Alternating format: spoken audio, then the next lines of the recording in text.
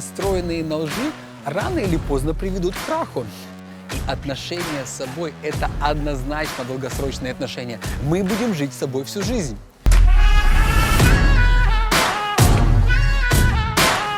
Наш мозг не создавался для обработки такого большого объема информации, но при этом он сам ее жаждет.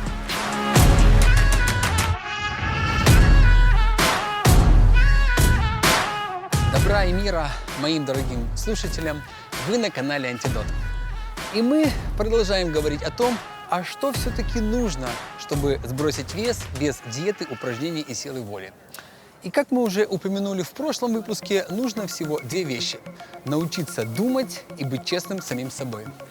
О том, как начать учиться думать, мы говорили в прошлом выпуске, а сегодня мы поговорим о том, как научиться быть честным с самим собой. И честность с самим собой я бы определил следующим образом. Быть честным с самим собой значит постоянно думать о том, как избежать самообмана.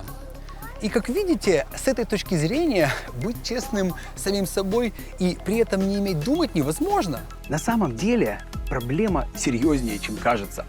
Отчасти от того, что нас никогда и нигде не учили, как и зачем быть честным с самим собой. Мы с детства видели и слышали ложь, и часто сами к ней прибегали, и потихоньку все к ней привыкли. Ребенок не думает о философских вопросах. Ложь – это всегда плохо или есть случаи, когда ложь может быть добром. Он хочет конфетку и легко скажет неправду, если специально не был приучен говорить правду. Да, всех, конечно же, учат, что врать нехорошо, но вырастая, ребенок видит, что все на самом деле по-другому. Ради своей выгоды можно использовать ложь, если уверен, что не будешь пойман. И продолжает совершенствоваться как раз именно в этом, чтобы не быть пойманным. Ну и, конечно же, достигает неплохих результатов. Но приходит время, и нужно становиться самостоятельным. И вот тут плохая привычка дает плоды. Если мы не были честны с другими, то почему мы будем честны с собой? Да и умеем ли мы вообще быть таковыми с собой? Откуда придет этот навык? Мы прекрасно понимаем, что отношения, построенные на лжи, рано или поздно приведут к краху. И отношения с собой – это однозначно долгосрочные отношения. Мы будем жить с собой всю жизнь. И к ним применимы все правила, как и к любым долгосрочным отношениям. Если ты врешь самому себе, искажаешь информацию, не называешь вещи своими именами, то жизнь твоя будет убога и печальна. Потому что нельзя разбудить того, кто только притворяется, что он спит, как говорил кто-то из умных. Не получится у алкоголика избавиться от зависимости, если он будет говорить себе: «Да нет, я не алкоголик, все нормально, я просто разговорчивый парень, люблю общение, ну а для того, чтобы общаться было проще и интереснее, мне нужна бутылка». То есть отсюда видно, что для того, чтобы решить любую задачу или проблему, ее нужно четко осознать, назвать своим именем.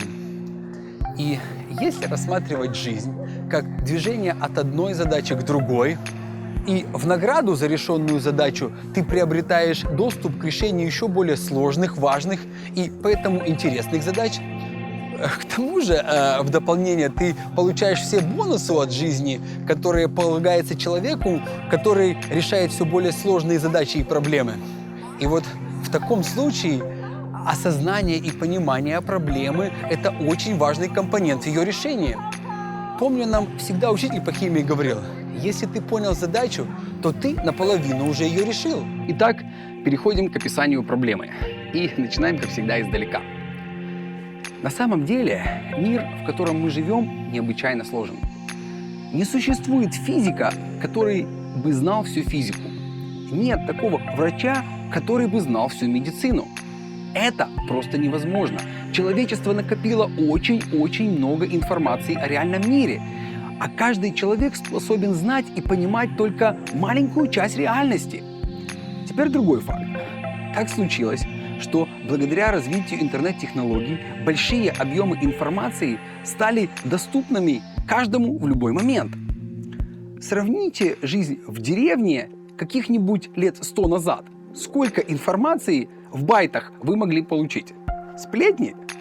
Ну так это 2-3 маленькие статейки в интернете. Ну, книжку могли почитать.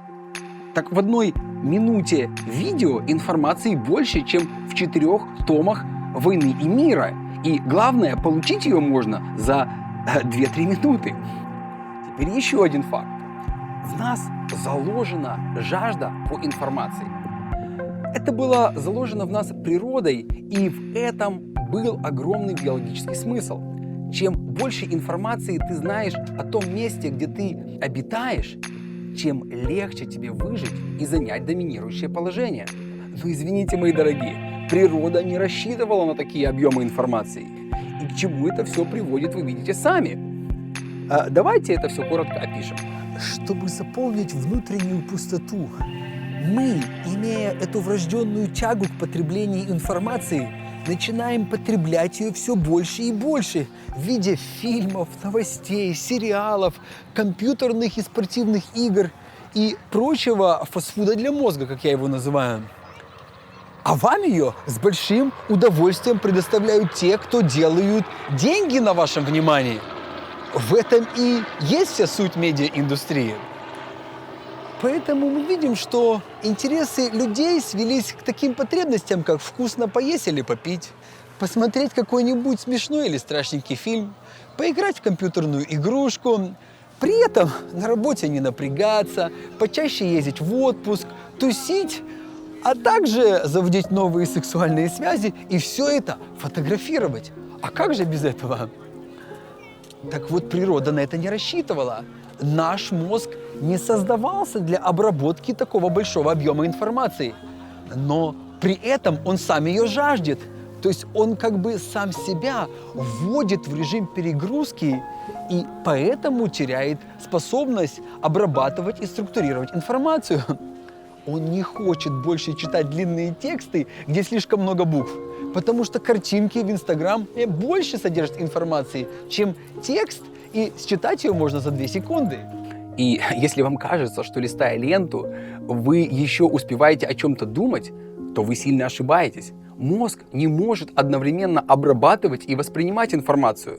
Нейробиологи говорят, чтобы мозг перешел в режим обработки и структурирования информации, ему нужно хотя бы минут 20 полной концентрации на этой информации. Итак, отсюда мы наблюдаем первую проблему. Мы все стремительно тупеем. Есть даже такой медицинский диагноз – информационная псевдодебильность. Понятие это ввел профессор Алехин Анатолий Николаевич. Почитайте об этом. И как же проявляется обычная, так сказать, умственная отсталость?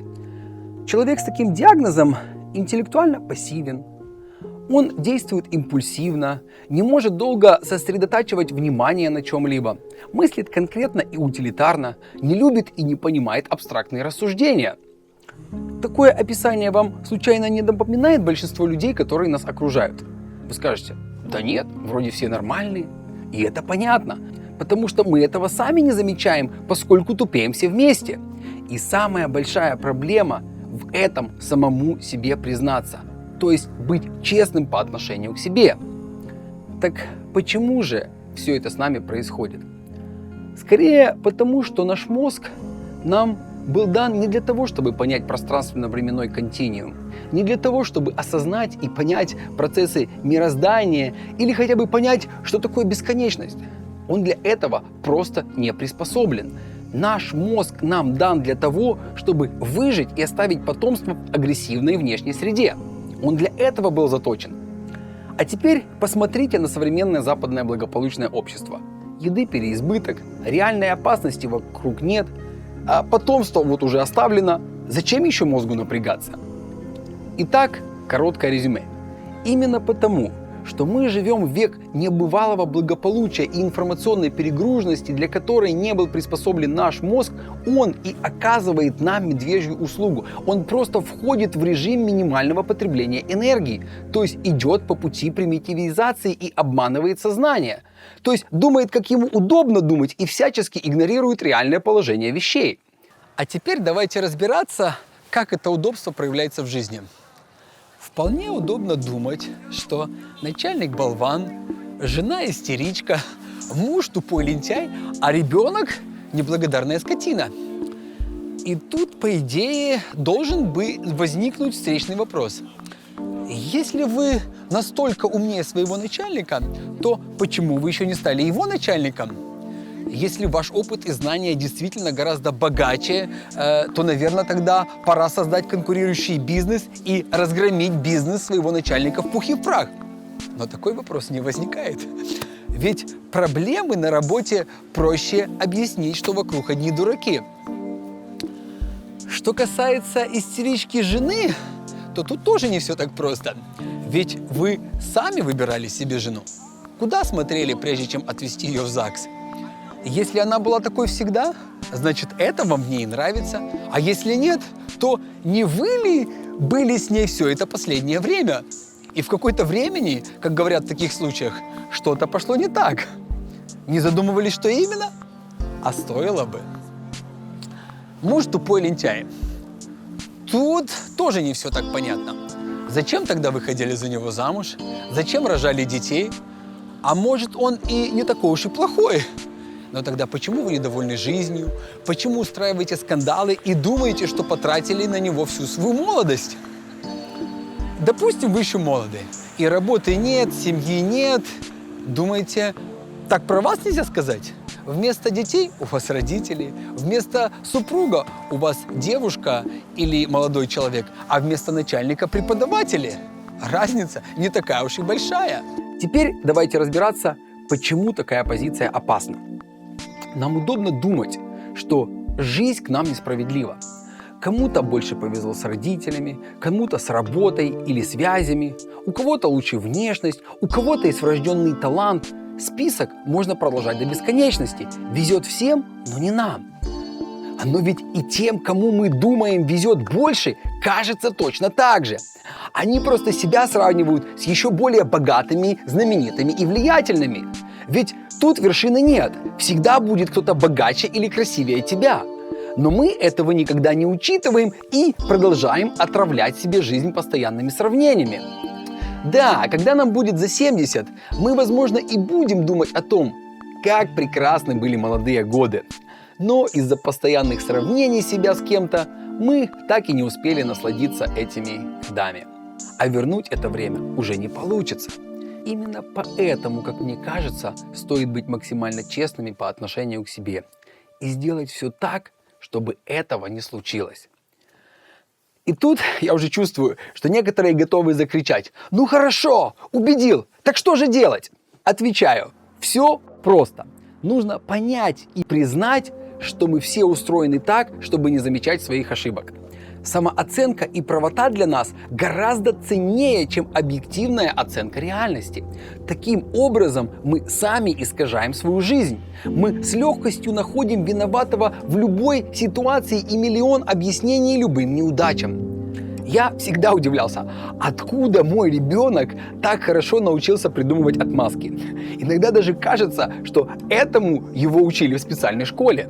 И весь вопрос только в том, хотим ли мы менять что-то в себе и своей жизни? И если да, то нам следует постоянно искать противоречия для их обличения. Надо знать и помнить, наш мозг всегда и при любом удобном случае будет прятать противоречия от нас. Если вы чувствуете сомнение, будто что-то идет не так, то знайте, вы на верном пути. Противоречие точно есть, просто оно где-то прячется, а вы его не видите. Возможно, просто неправильно оцениваете ситуацию или приняли неверное решение.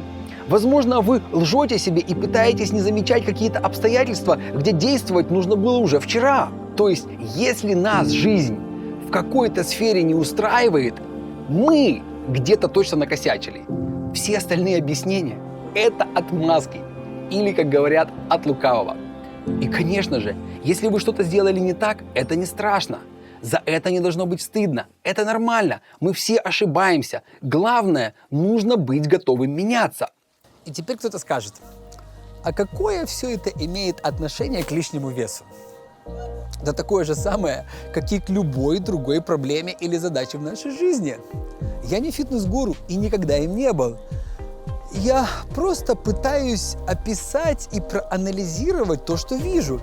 И пытаюсь разработать принцип, который предлагаю вам. И вы можете попробовать и применить его в какой-то из своих сфер жизни. Тему лишнего веса я просто выбрал, потому что она достаточно распространенная. Вот такой у нас получился 5-й выпуск про честность с самим собой.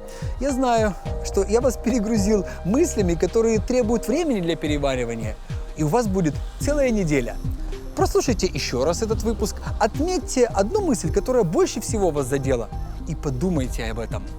Вам это может понравиться, это даже интереснее футбола. Но с честностью мы еще не закончили. В следующий понедельник мы детально поговорим о том, как работает наш мозг. Разберемся, кто нами управляет, сознание или подсознание. Я приведу исследования, на которых специалисты на приборах ответили на эти важные вопросы. Будет немного заумно, но это необходимо для того, чтобы понять, как можно измениться, когда наш мозг всячески этому препятствует. С вами был Майкл Свобода. Живите ярко, друзья!